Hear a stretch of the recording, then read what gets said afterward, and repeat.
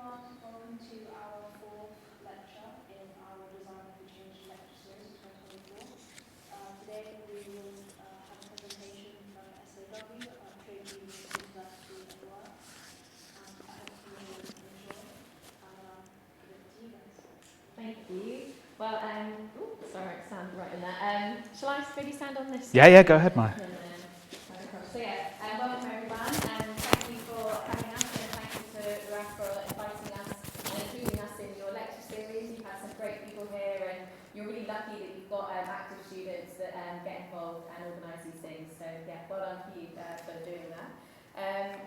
So we're members of the section of architectural workers, and we call ourselves SAW for short. And today we're going to talk to you about what SAW is, why it exists, and how together we can work and win to make positive changes in architectural work and in architectural education. We'll have space to discuss at the end what trade unionism and organising means to architectural work and to education, and we want to hopefully enable you going into practice much more aware of your collective power as workers as well as students.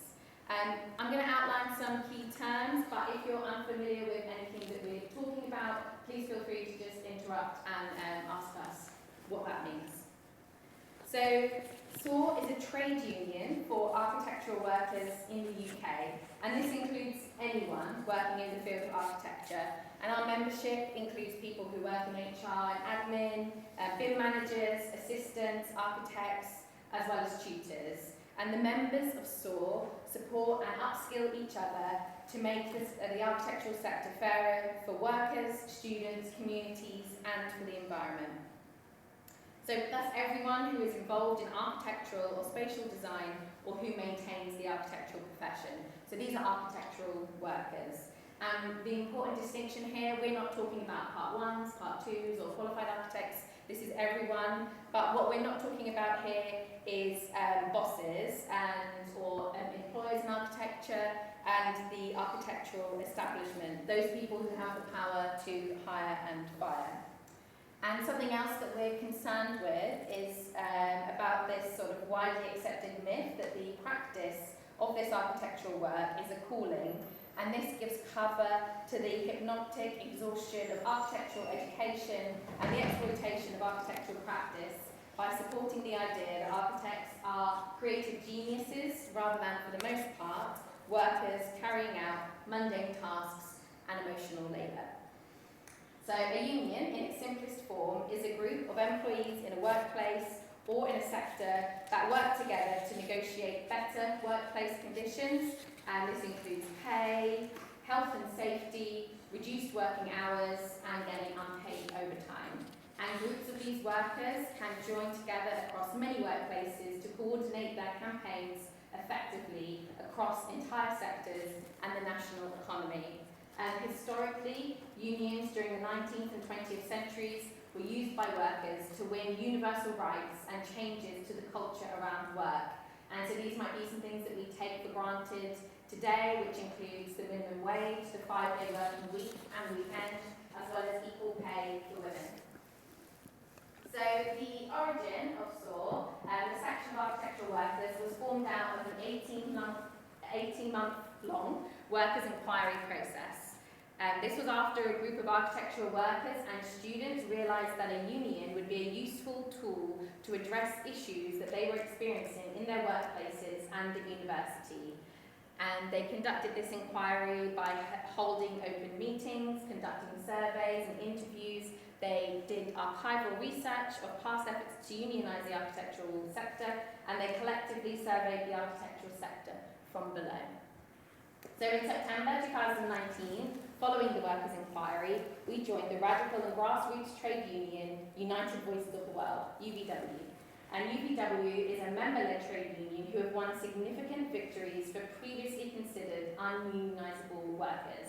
And these include cleaning and security staff, gig economy workers such as Uber drivers, delivery workers, foster care workers, sex workers, games workers, and more.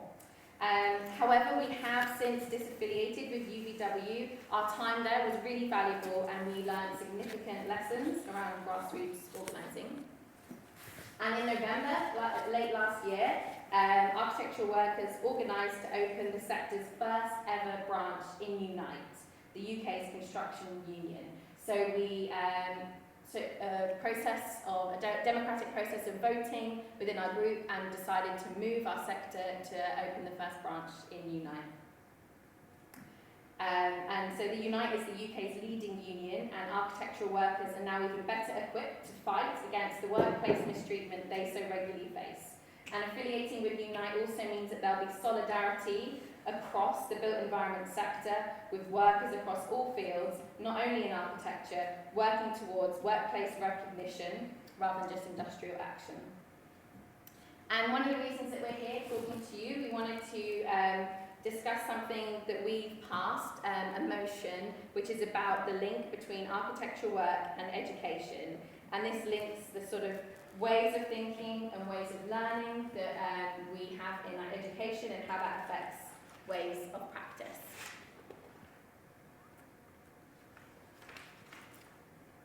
This motion was passed through this democratic process of voting, and then we voted on amendments until the majority of members were happy, and then the motion was passed. So SAW notes that as a trade union, we are a collective of workers organising primarily within our workplaces, but there is a material link between bad practices and exploitation at work and the toxic culture which is often found within universities. So as workers, we understand that the core of our power is in our ability to control and to withhold our labour. We acknowledge that the power and labour relations within universities that you experience are different, and so our method of organising students and running campaigns with them would leverage power differently.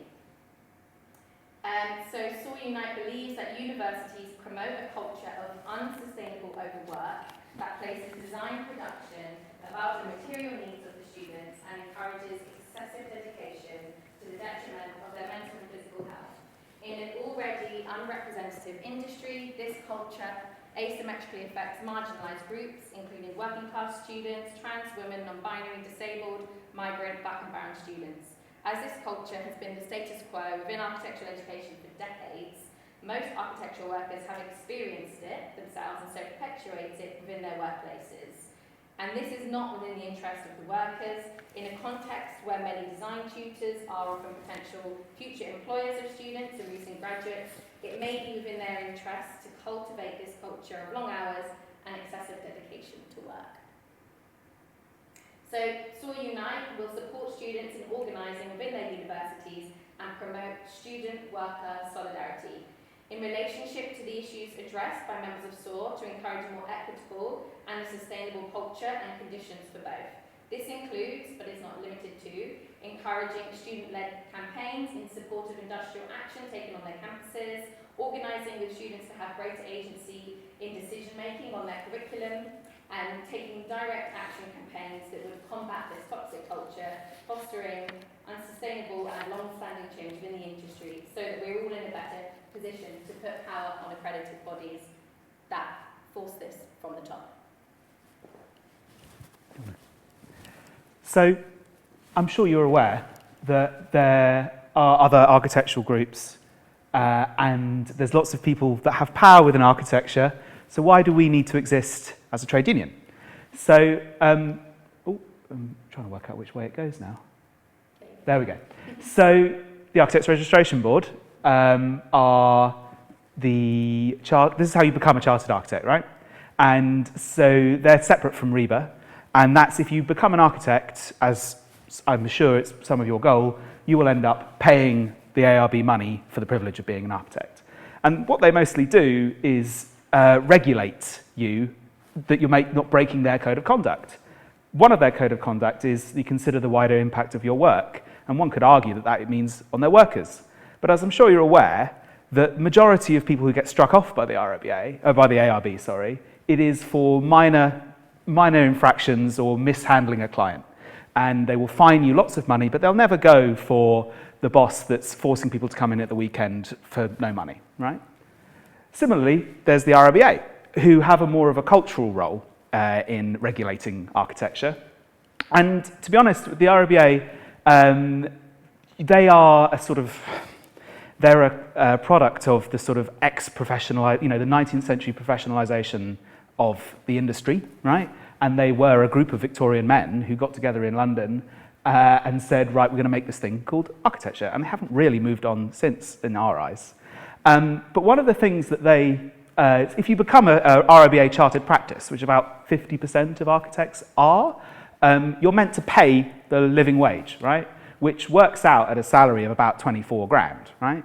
But as I'm sure you may have interacted with the Pay 100, this is only 14 practices who, of the 100 practices listed, pay a Part 1 salary that is, it's 27 grand, was that's the London living wage, are paying, for a 40-hour week, are actually paying it. And the RIBA is not doing anything about it. In fact, they advertise jobs that are lower than this salary, even though they're not meant to, right? So there are regulators, but there's also campaign groups, right? And these campaign groups are different from us, we think. We know. Let me find where I've written it. So things like the Pay 100 and FAF and ACAN and Architects Declare, they raise awareness of issues in the sector. And the activism that they do is grand, but it's based on the abstract opposition in principle, rather than an ability to obtain concrete concessions, either from these regulators or from the bosses, right? So what makes unions different is that we actively organise and have a clear long-term objectives aimed at extracting or enforcing bosses to pay, the ARB to strike off practices that are mistreating their workers. That's why we're different from activist groups. So I want to talk to you a bit more about the workers' inquiry that we undertook as the committee was set up.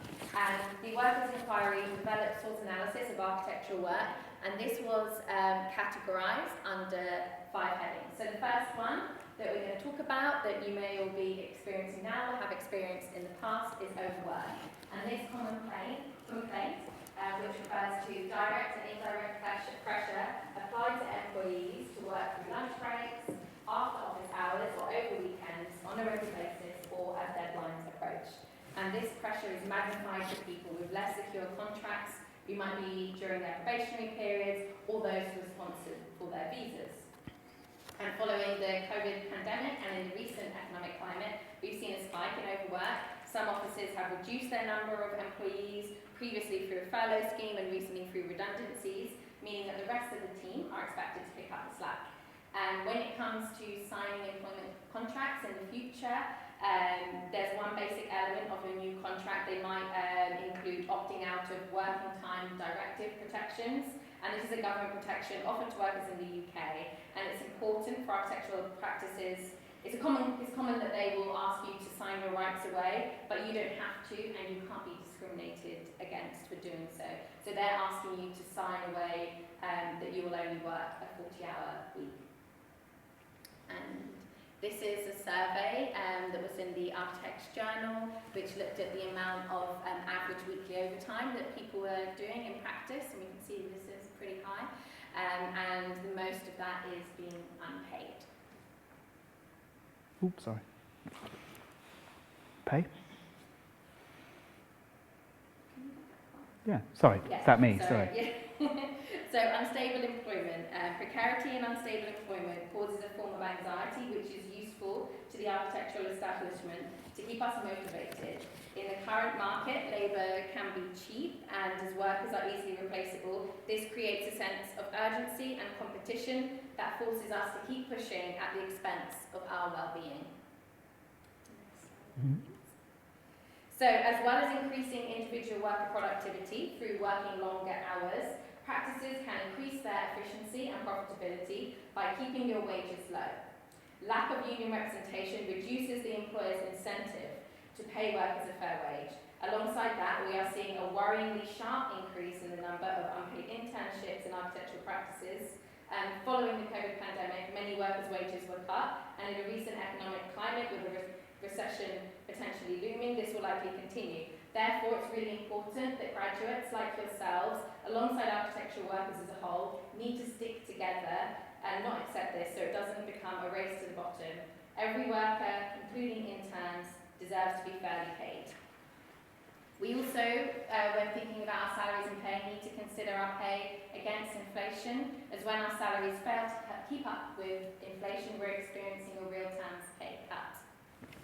And as Joseph mentioned about the salaries and the living wage, so this is the REBA salary guide, which is important to note here that this isn't really a guide, this is more of a survey which is retrospective, so this is what people have been paid and shouldn't be something that you're aiming for. This is a bare minimum that you should accept, and it shows that a lot of these positions weren't being paid the London living wage, and this is published by the RIBA, who say that REBA registered practices have to pay people over the London living wage.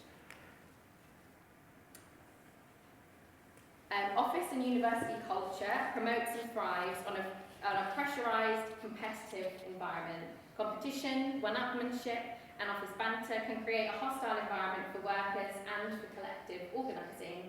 These behaviours place barriers to people who are working class, LGBTQIA+, black and brown architectural workers who have a harder time entering the profession and rising within it. So workplace culture and how projects are organised make it difficult for workers to speak out against harmful proposals, whether it's damaging to the environment, dangerous for construction site workers, specifying toxic materials, or displacing local communities. Many of us feel uncomfortable with the impact of the work that we do. Professional ethics charters, like the one of the ARB, are not strong enough or even enforceable without worker power. The climate and ecological emergency show that now more than ever, we have to stand up for workers, communities, and the environment. But with a potential economic recession looming, economic pressures will mean that employers might relax their own ethical standards, so we need to build collective power to respond and uphold this. So there have been historical attempts to unionise in the sector before us. The first Architects Union, the Architects and Surveyors Assistants Professional Union, ASAPU, was founded in 1919, and ASAPU focused on trying to get a minimum salary scale and to get representation for salaried architects on the REBA Council. ASAPU did collaborate with the RIBA in the passing of the Architects Registration Act, and in return they expected this minimum salary scale, but this was never implemented. In the 1970s, architectural workers joined the Technical, Administrative and Supervisory Section, TAS, a campaign group at the time, the New Architects Movement, NAM. They published a report called Working for What, and we can see one of their illustrations here. And they wrote in their report that beyond merely fighting for reasonable employment prospects, architectural workers, if organised, would be in a position to campaign for an end to the use of the building industry by the market system to ensure profit and power for bankers and speculators instead of decent housing, industrial, social and cultural facilities for the community. They could demand that the whole range of human, material and financial resources available to the construction sector be used for the good of the many, not for the luxury of the few. So this was in 1976, and it feels like we're still very much experiencing the same issues today. Next slide, please. So this again talks about, this was published by NAM, this professional myth that everyone within the profession is sort of acting as an individual, and if you just work hard enough, you could rise up to become a partner rather than believing in the solidarity of trade union action, and you're already starting off with this mentality, but obviously not everyone can get there, and we need to work together to stop that. So me, yeah. So it all sounds pretty desperate, doesn't it? And we want to bring solutions, as we said at the start. So how do you actually collectively win power? Because it's actually pretty simple to explain it, but difficult to implement. So, and it's also important as we go through this sort of theory of change that you can do this right now at uni. If you want to change the way that your professors are teaching you, you can try this here, and it's actually quite a good safe environment to try it before you're in the workplace and you've got to try and do it and you might lose your job. But the big thing to bear in mind is that high participation is the sort of prerequisite for power. And I think when you talk to unions, especially talk to people about unions, especially today, I think you might think about unions as a sort of service. You pay in your union dues, and if you get in legal trouble with your work, they'll give you a lawyer and they'll sort you out as an individual. And they will do that for you. But the main thing that the main place of their power comes from people working together and in large numbers. And it's really important at this point that we talk about what we mean by power, right? So power is the ability to influence the behavior of others and make something happen. So your boss has the power to tell you to sit down and draw the plans that he needs you to draw that he's selling on, right? And it is a man, normally. You have the power to say no, right? But it's really difficult to say that as one person. And therefore, your employers and the sort of ruling class in general have developed sort of complex structures to keep us as individuals and to keep us from saying no to what they want us to do. So this is a sort of normal structure of a workplace that I'm sure if you have worked in any kind of job, not just an architecture job, you have been one of these people at the bottom or maybe in the middle ranks if you're lucky. Where was I? So in this diagram, the lines between people, which are the little dots, represent power dynamics, right? And if we understand power as coming from workers, then as people working collectively, we can understand that power can be a zero-sum game. So if we want to do what we want, our boss has to lose power, right? And you have to be brave enough to say that you want to take some of their power away from them so that you can do what you want instead of what they want. So if you ask as an individual what you want, and this person wants to work less, do you reckon your boss is just going to agree? Probably not, right? Because they've got all these other people that will do it for you, right? Or I'm sure there's lots of other people, if they fire you, I'm sure they'll find someone else for you, and the 2 weeks that it takes to find someone else, the job won't go so badly, right? But if everyone together asks to work less, it becomes a different kind of dynamic. It becomes, from the boss's perspective, very hard for them to say no to the demand of the collective, especially when people are speaking one voice. But if you can turn that into a union or a structure that is making demands collectively, it doesn't just become about that one interaction about power. It can become an ongoing relationship with the boss and with you as a collective, where you can form what you really want to do. And so the production of the office can be more about what you as the people producing the thing want to do with it, and less about what the person at the top wants to do, right? They obviously, as the business owner, will always have a certain amount of power, unless, as I'm sure some anarchist union would like to do, that person goes away one day and we never have the interaction. But in the current capitalist economy, we're always going to have an interaction. But what you can do if you build a union branch in your office or in your university is start to create an alternative structure which bargains with the boss and decides collectively what happens. And I know that's really theory heavy, and I hope I've tried to get it across quickly. And honestly, if you don't, I didn't get it the first time people talked to me about it. So don't feel like, because there's a lot of Marxism there, right? There's a lot of really deep, heavy things. So you don't have to get it in the first, I mean, if you have got it, great. And we'll see you at the next branch meeting. So there's, within that kind of building of a sort of group, right, in a workplace, you've got three sort of big things that, in order to, sorry, I'll read off the script because I'm getting a bit off the task. So you have a tight structure. Oh, I'm lost, sorry. Okay, yeah, sorry. In order to take back power and to win at work, you need three things, right? And one of those is strong relationships. Unlike our bosses, whose power depends on the financial coercion and punishment of us, our power comes from the relationships you have with the other people in that group. The second thing you need is a sort of tight structure. And this is what we mean by solidarity and cooperation between employees. And it allows you to effectively challenge our employers together and pool our resources and share knowledge and skills. and work with workers in other practices and other groups of students to coordinate your efforts and make the work conditions better across the entire sector. Sorry. I'm getting off my notes now. So, and the third thing is to sort of demonstrate sustained majorities and is to win the changes that we need, right? We need to prove that we have a sustained majority of workers together, who are together and prepared and willing to take action, and who want to show their boss that they can have power to compel them over a serious amount of time. So you can really push the organisation in the way that you want it to be. So then, now I want to talk a little bit more about what we do as SOAR and what we have that you can get involved with, really. So we have workplace branches, which are what we've been talking about, and we also have working groups. So workplace branches are where we organise in our individual practices and engage with our colleagues directly.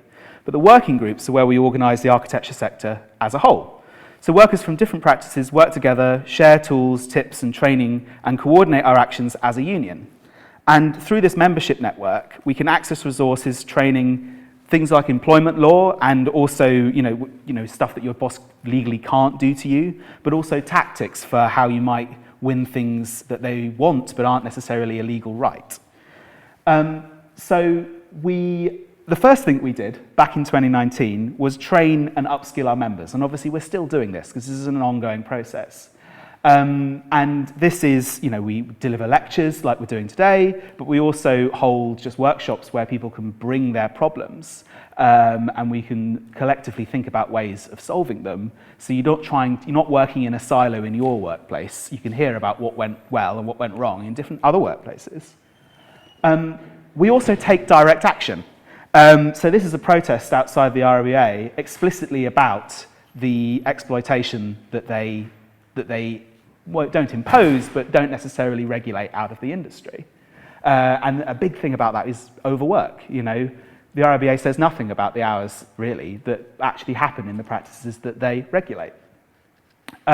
We also get involved with strikes and other things happening at universities. So this is us joining the picket line at the UCU and getting involved with their pay disputes and making sure that we help them win their disputes with their employers.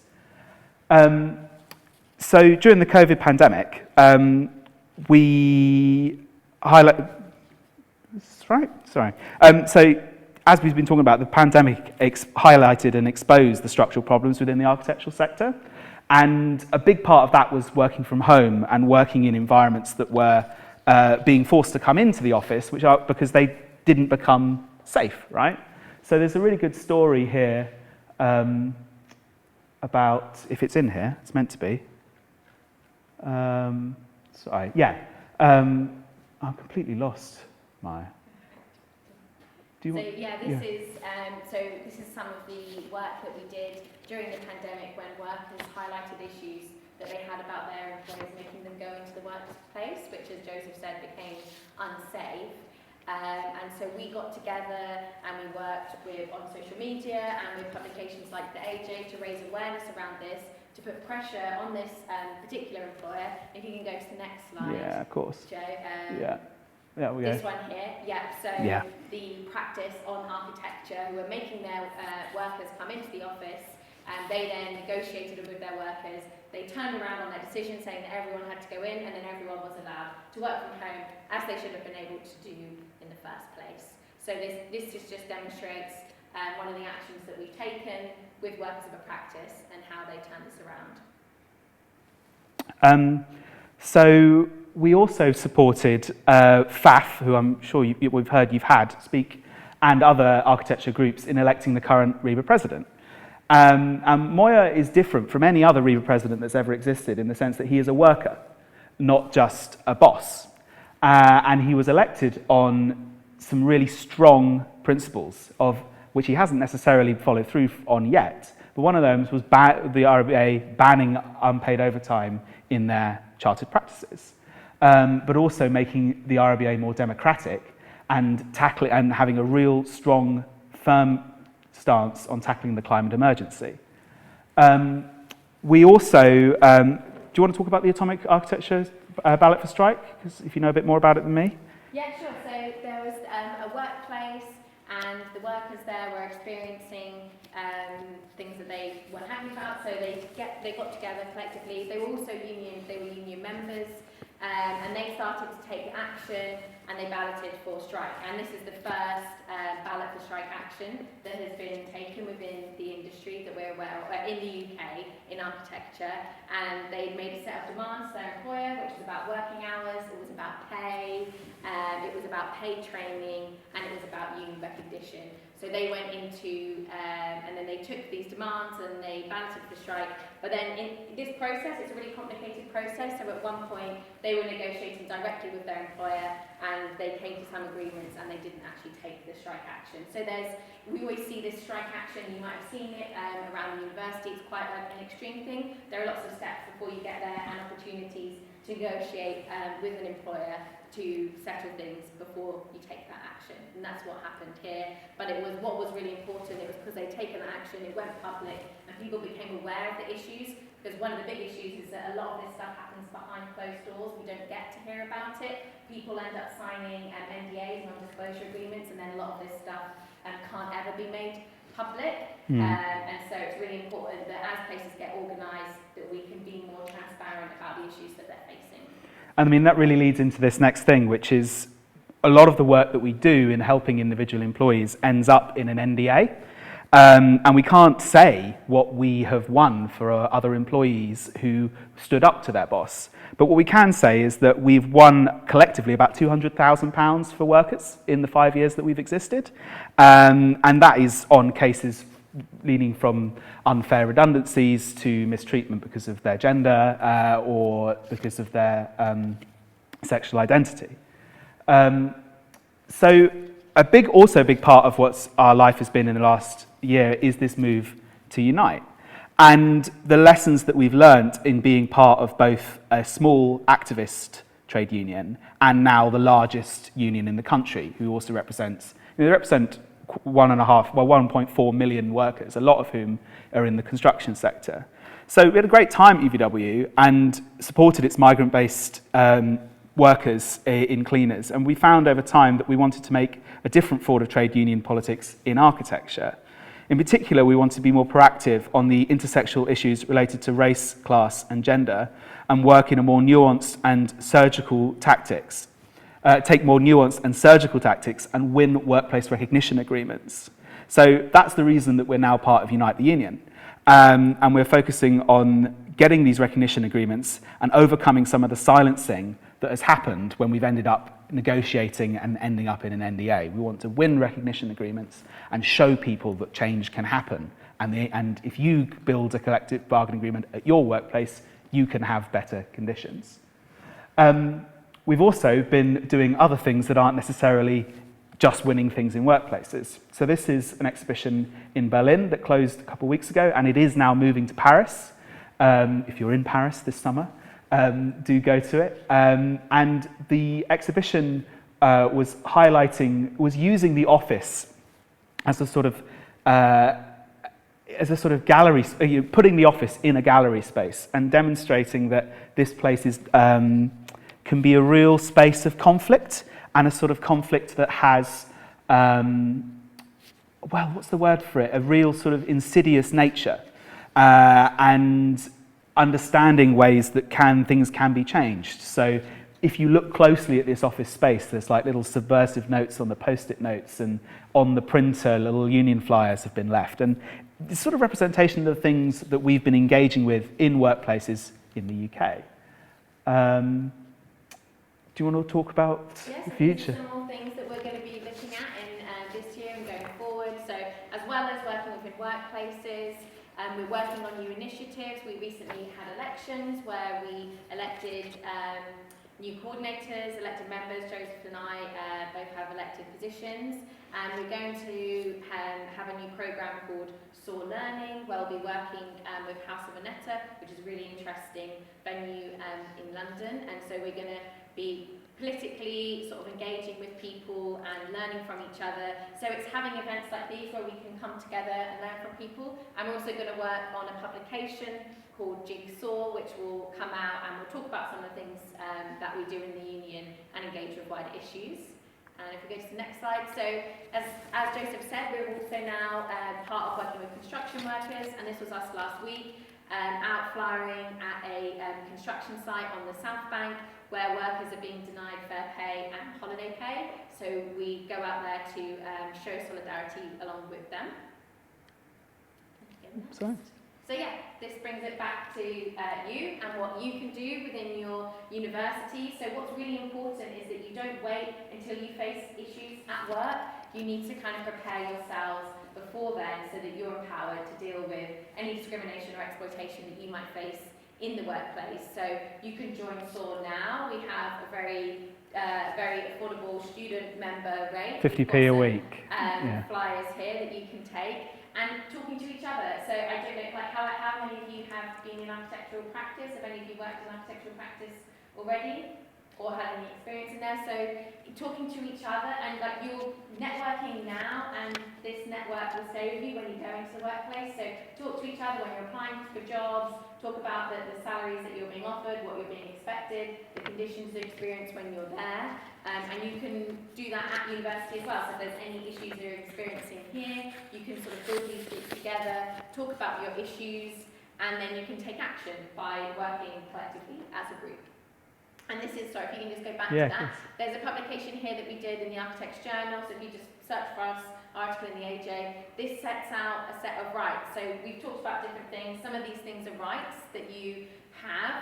Some things are a bit more cultural and a bit more nuanced as issues, but fundamental things like pay, overtime, terms of employment, these are your rights, and knowing these before you go into workplace, like surprisingly, when I had my first Part 1 job, I didn't know loads of this stuff, and some of my rights were being exploited, and I didn't realise that, but if you know this before you go there, then you're a lot more empowered. Hopefully this doesn't happen to you, but unfortunately it is kind of, there's a certain standard of this happening within the industry, so if you know about it, then you're much more empowered to deal with it before it happens. So any questions? So yeah, that brings us to the end of our talk. We didn't know if you have any particular questions for us. Lots of this stuff might be kind of new. It might not seem very interesting when you're not working, but it's really important that before you are working, that you know about this stuff. So had any of you here heard about unions before today? And do you know what unions are? Kind of, yeah. So hopefully what we've talked to you explains that a little bit more. And do you think any of you here would like to join SOAR at some point now or when you're in the workplace? Maybe?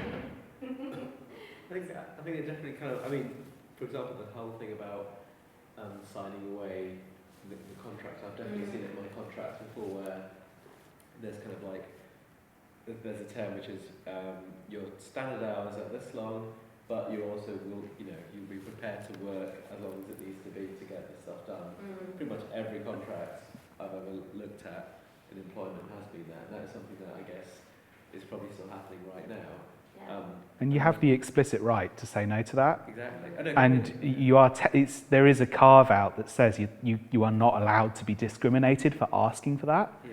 And but the thing is, how does that turn into you actually signing a contract? Yeah, completely. And I guess by having the support of a network is, because otherwise you saying no to it, I think would be quite difficult if you were just an individual going, oh God, okay.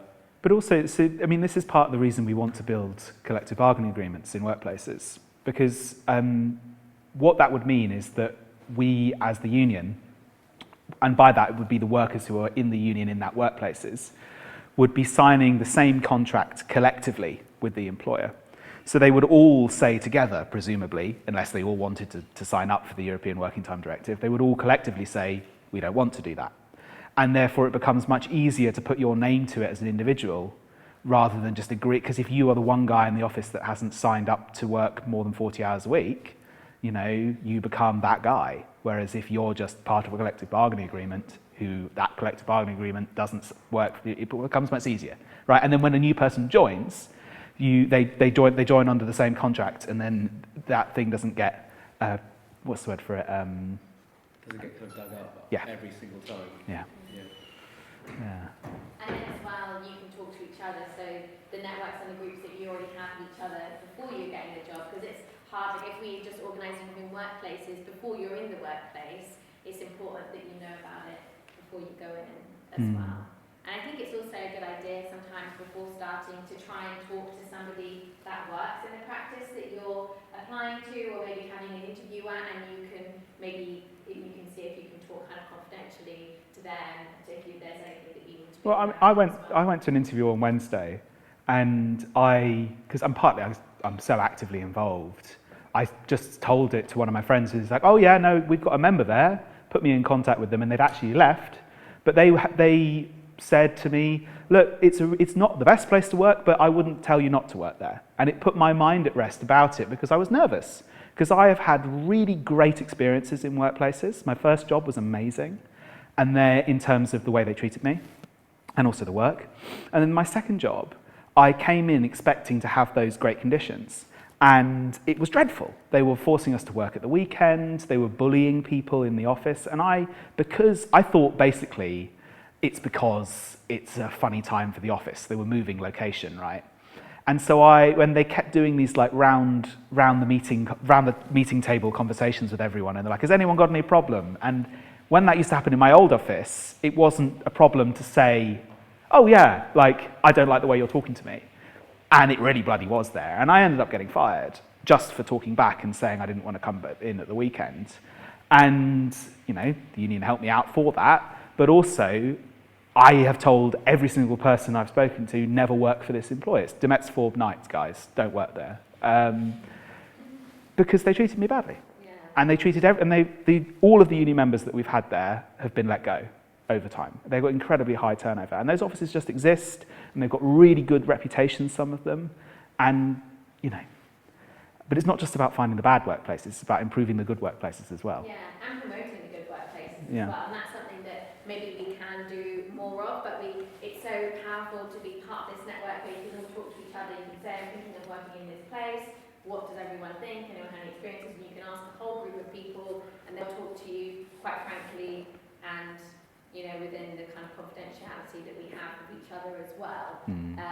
But yeah, it's becoming, and it feels like it's growing as well. Like, we're getting more members, we're raising a lot more awareness, and I think practices are not necessarily a good thing, but they're becoming aware and wary of us, because they know that we now have networks between each other, and we can share information, good or bad, and that there's just trying to hold practices to account, because there's not necessarily within the other institutions accountability that's being held, and so we're finding ways to do that, and we're finding that it's working, and it feels like it's also fun, thing to be part of.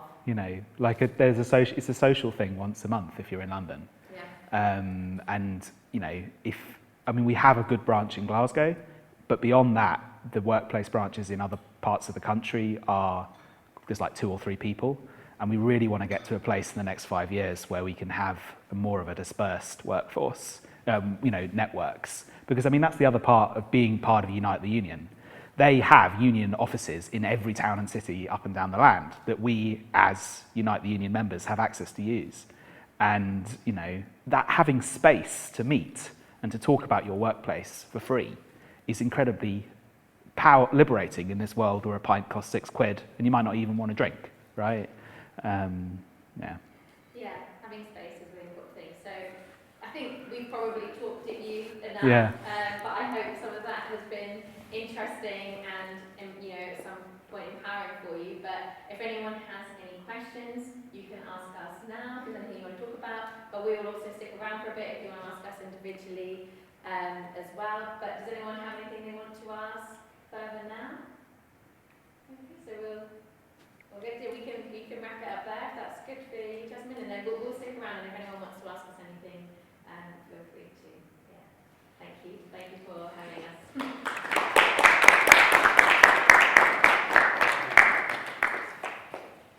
Thank you to the both of you for being here, and thank you all for coming. I hope you've taken something from this lecture and definitely consider joining soon. But our next lecture will be next week. It will be a workshop, so it will be slightly different from what you've done used to. It will be on regenerative design, so I hope that you'll come to that. And yeah, hope you'll enjoy it and that you come. Thank you. Flyers.